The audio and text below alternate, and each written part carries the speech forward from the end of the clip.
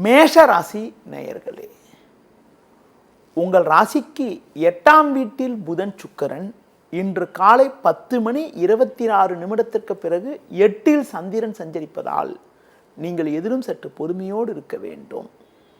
நீங்கள் நினைப்பது ஒன்று நடப்பது ஒன்றாக இருக்கும்.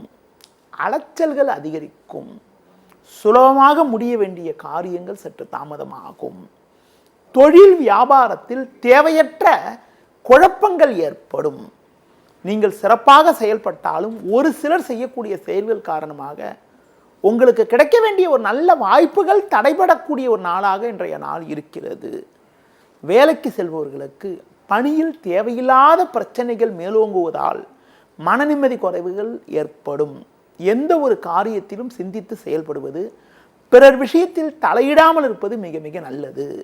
இன்றைய நாளில் நீங்கள் சற்று பொறுமையோடு இருப்பது, பெருமாள் வழிபாடு மேற்கொள்வது மிகவும் நல்லது.